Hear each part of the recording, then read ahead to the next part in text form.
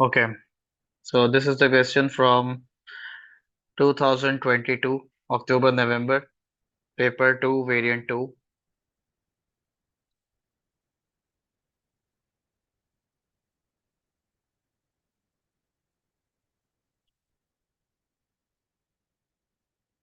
A train travels along a straight horizontal track at time t is equals to 0. The train passes through station P at constant speed without stopping. The driver applies the brakes 70 seconds before reaching station Q. The train decelerates. Figure 1.1 is the speed time graph for the train from t is equals to 0 until it stops at Q. As you can see from the graph that it is written over here that train passes through station when time is 0, and at here it reaches the station Q.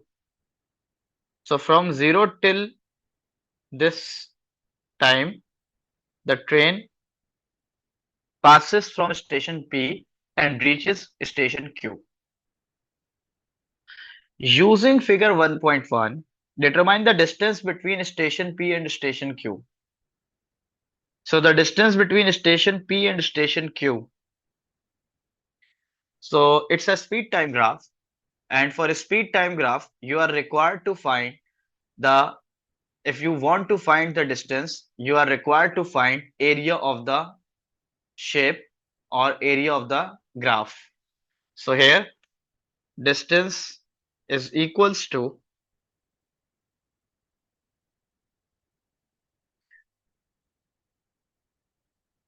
area under the graph. We can see here that it is a trapezium. So if it is a trapezium, for trapezium, remember that if this is the shape,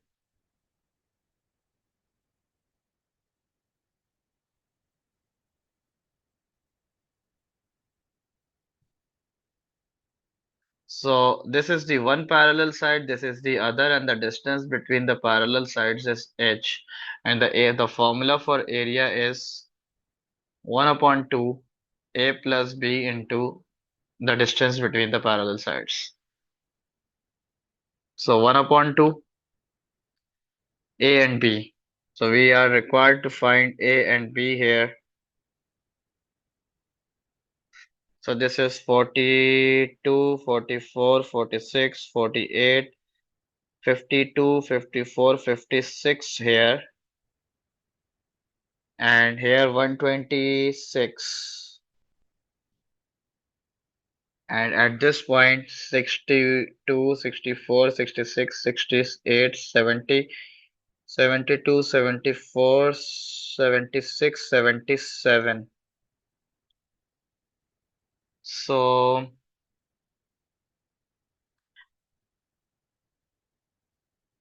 one side is 56, this is 56, and this is 126. So 56 plus 126 multiply by, and the height here is 77.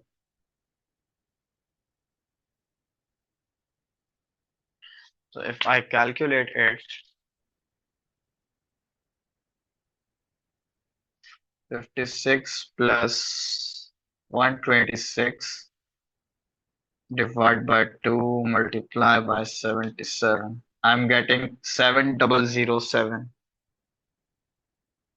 So I can write 7000 meters. Don't forget to write the unit.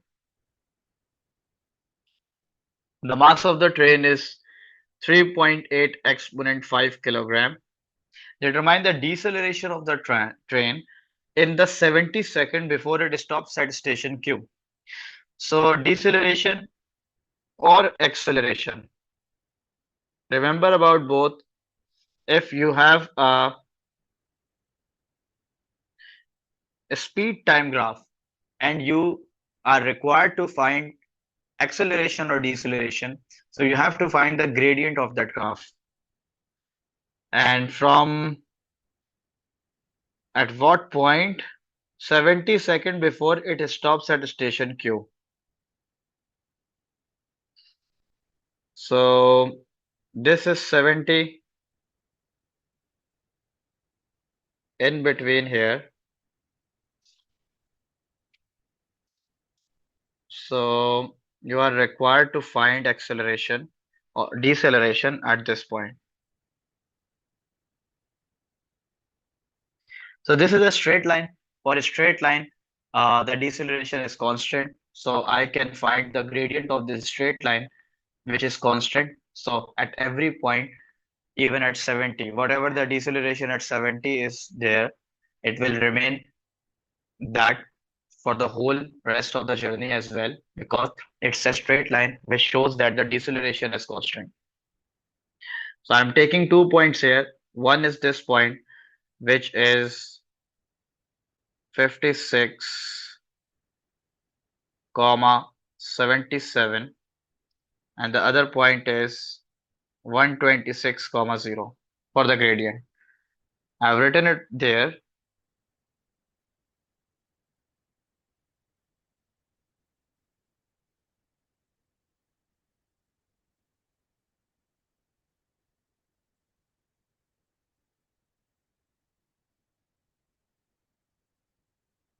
So the gradient deceleration is equals to gradient negative gradient. No need to write negative as well.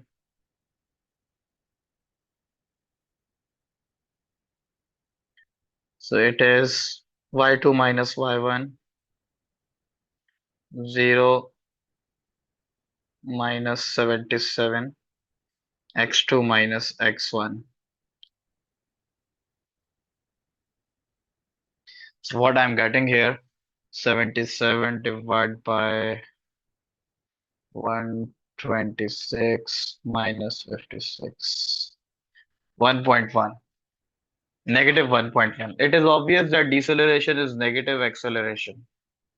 So you don't need to write the negative sign. It's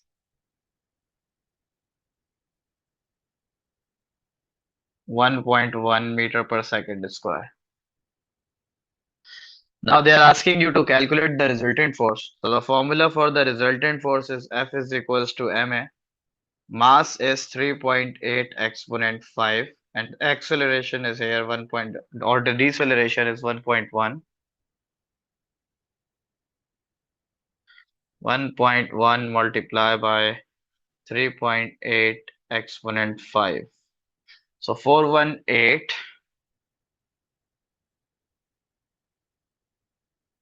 So it will be in two significant figure 4.2 exponent 5.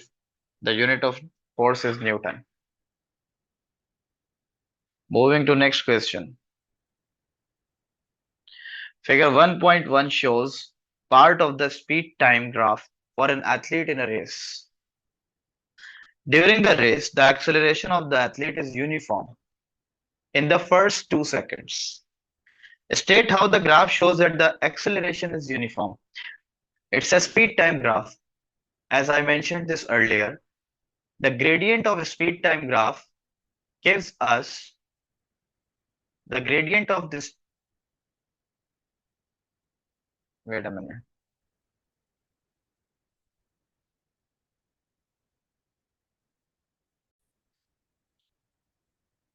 Okay.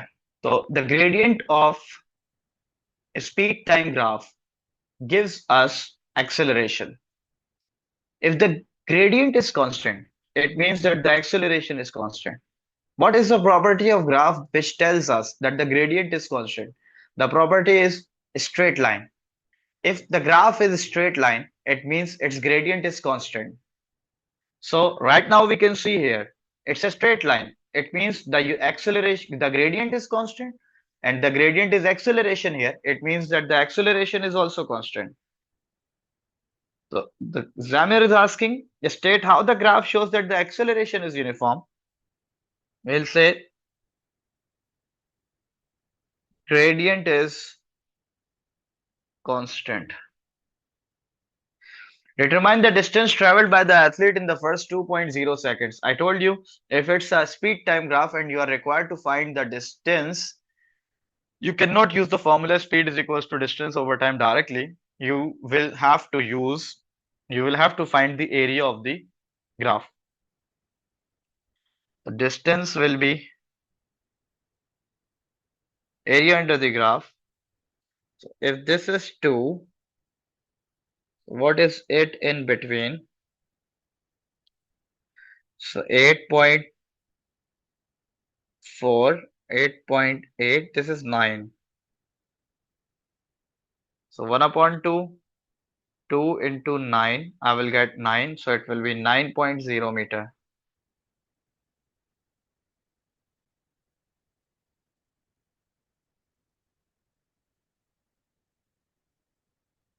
Okay. During the rest of the race, from 2.0 seconds to 5.5 seconds, the acceleration of the athlete is decreasing. At 5.5 seconds, the athlete reaches a maximum speed of 12 meter per second. Okay. So from 2 to 5.5 second, acceleration is decreasing, but it reaches a speed of 12 meter per second at 5.5 second. From 5.5 second till 8 second, it will continue to move with that particular speed 12. And then from 8 to 11 second, the athlete decelerates, finishing the race at a speed of 10. Okay, let me draw it from 2 to 5.5 second.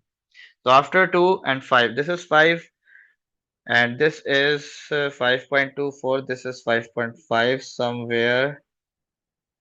This is the line of 5.5 and the speed that we need here is 12. So this is 12 here.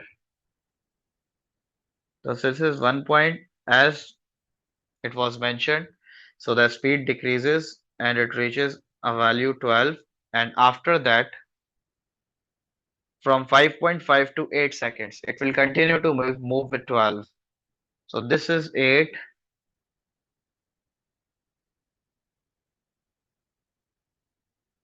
here. So it will continue to move with this particular speed. So if the speed is constant, it means there is zero acceleration, and if the acceleration is zero, it means that the gradient is also zero. That's why it's a horizontal line showing that the gradient is zero. From 8.0 seconds to 11.0 seconds, the athlete decelerates, finishing the race at 10. So it means at 11 seconds, its speed is 10. So this is the line for 10. This is 11. So this is the point.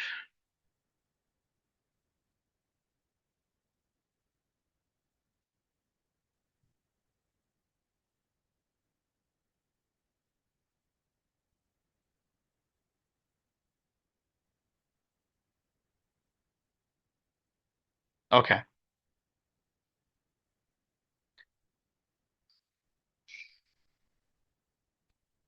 Figure 1.1 shows a toy rocket. That rocket is half filled with water and connected by rubber tubing to a pump. So this is the toy rocket. You can see here, this is air pump which is going to pump air into it. And this is a rubber tubing.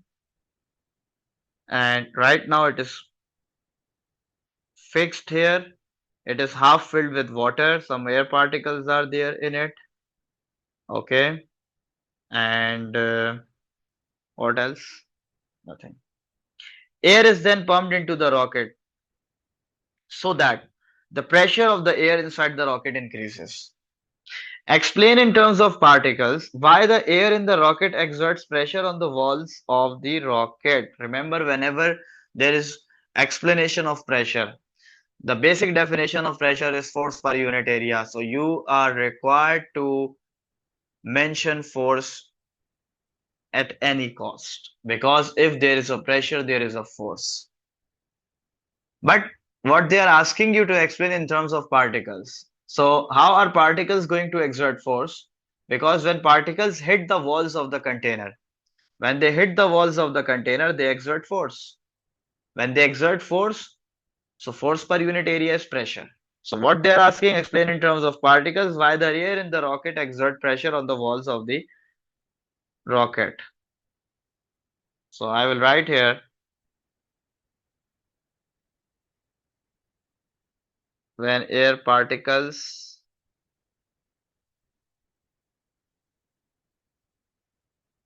strike the walls of the rocket,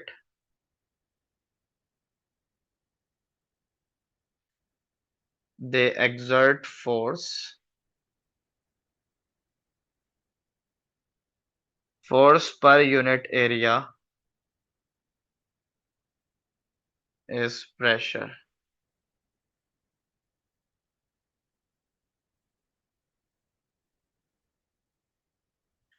The temperature of the air in the rocket remains constant as air is pumped into the rocket. Explain why increasing the number of particles in the rocket increases the pressure of the air in the rocket. Because if we increase the number of particles, the rate of collision of the particles will increase. More particles will collide per second, so they will exert more force, so the pressure will increase because pressure is force per unit area.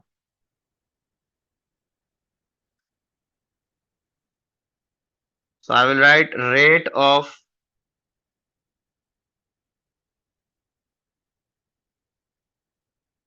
collision will increase. When the air pressure in the rocket is high, the rubber tubing is removed from the rocket. The water in the rocket is expelled downwards. Explain in terms of momentum why the rocket begins to accelerate upwards. What they are saying, the water is going down, but the rocket is going in upward direction. And you are required to explain it in terms of momentum. Okay. First thing is when you remove this rubber tubing, water will go out, but as a result, the rocket will go up. Why is it happening? And you are required to explain it in terms of momentum. Remember, initially, if we see the rocket, the water inside the rocket, it is not moving. If something is not moving, its momentum is zero. So, initially, total momentum is zero. First thing is here. What is law of conservation of momentum? Law of conservation of momentum states whatever is happening in the process before that takes place, whatever the total momentum is there will remain same. It means if the total momentum before removing the tube was zero, that is we can see here that the water is at rest, so it means its momentum is zero. Rocket is also at rest, it means its momentum is also zero. So the total momentum before removing the tube is zero. So it means after removing the tube, momentum should also be zero because this is the law of conservation of momentum. Momentum before and momentum after should be same. If it is before, it is zero. After, it should be zero as well. What nature will do here? When water is going downward, it is gaining some momentum in downward direction. What nature here does? It moves the rocket in upward direction. For example, the water going downward is gaining some momentum 12. So momentum is a vector quantity. If now rocket is going in upward direction, it will go with the same amount of momentum, which is 12. But as it is going in an opposite direction, so it will be minus 12. If we find the total momentum, minus 12 plus 12 will be 0. So before removing the tube, the total momentum was 0. Even though the after removing the tube, The water and the rocket both are moving, but the beauty of this thing is that both are moving in opposite direction with the equal momentum. So both the momentums are cancelling out each other to conserve the law of conservation, to conserve the momentum, to keep the law of conservation momentum there. So these are the random values. So I'm removing them and I'm writing it here.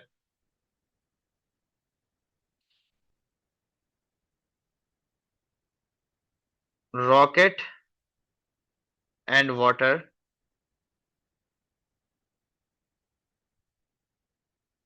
has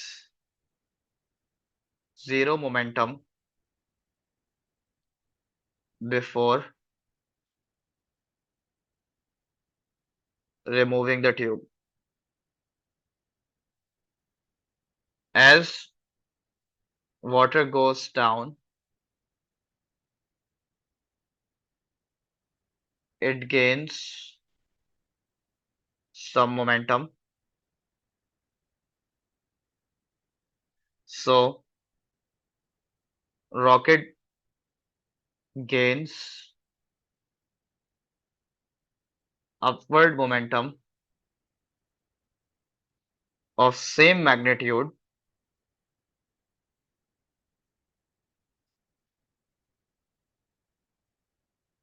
to conserve momentum. I hope this is clear to you. If it is not clear, rewind it and see it again because it is very important concept. As the water is expelled from the rocket, the upward acceleration of the rocket changes. If the acceleration is changing, suggest two reasons for the change in acceleration of the rocket.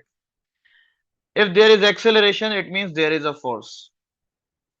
Okay. And this is the resultant force. So if resultant force is changing, it means something is changing. And here in this case, what something is changing? The force is somewhere changing. They're just changing the resultant force. What do you mean by this? What am I saying? Basically, one thing that I can see here that rocket is going upward, but water is continuously being expelled. When water is removing, yeah, or water is moving out of the rocket, the mass of the rocket is getting decreased. If the mass is decreasing, it means acceleration is increasing. So, because acceleration and mass are inversely proportional, so here one reason can be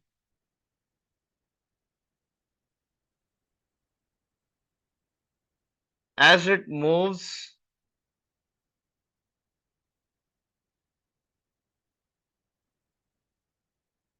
up, its mass decreases because water is going down. Second reason can be when it is accelerating upward, its speed is increasing. As the speed increases, the air resistance also increases. When the air resistance increases, it causes the resultant force to decrease. And when the resultant force decreases, it means that the acceleration is also decreasing. Decrease in acceleration is the change basically. So here I will write air resistance increases due to increase in speed. Next question is figure 1.1 shows the thinking distance and the braking distance for a car being driven along a dry road and along a wet road at the same speed. Earlier I told about this that stopping distance is the distance that the driver covers while thinking to apply the brake, and when the brakes are applied, it the object covers some distance and then object stops. So after applying the brakes, whatever the distance is covered is the braking distance. And the sum of braking distance and the thinking distance makes the stopping distance.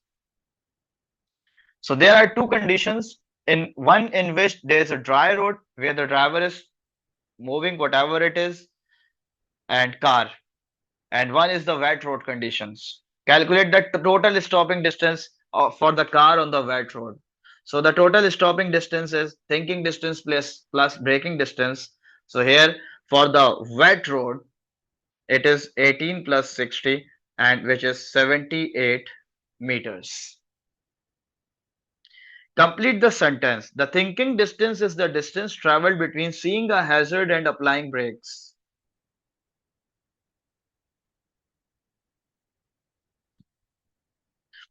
Suggest why the thinking distance is the same on both roads. Because thinking distance does not depend on the condition of road. Thinking distance is the person who is thinking and taking time. If the driver is same, whatever the condition of road, thinking distance does not matter as long as the speed is same and both the conditions. And if they have not mentioned that the speed is changing, it means the speed is same. So thinking distance is independent of the road condition.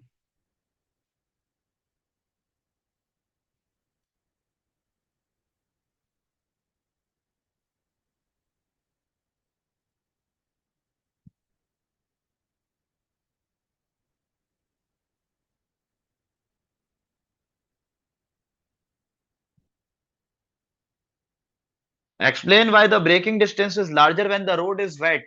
Obviously, when the road is wet, there is less friction between road and the tire.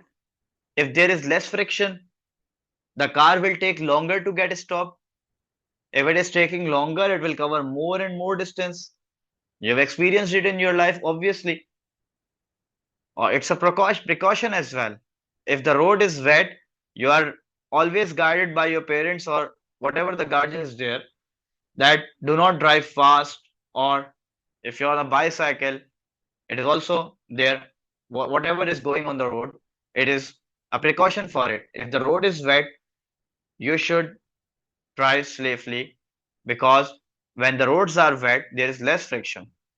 So when you apply the brake, so the normally car, bike, cycle, they skid, and due to the skidding, they cover more distance. So what they are asking, explain why the braking distance is larger when the road is wet. Wet road offers less friction,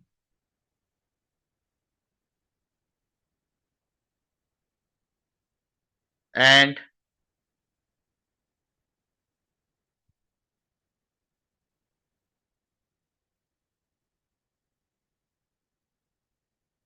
it will cover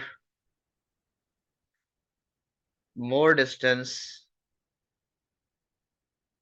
before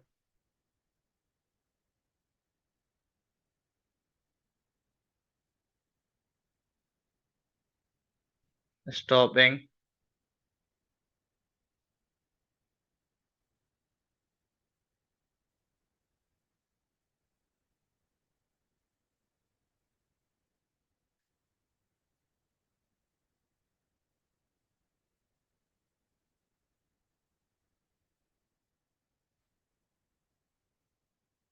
Okay.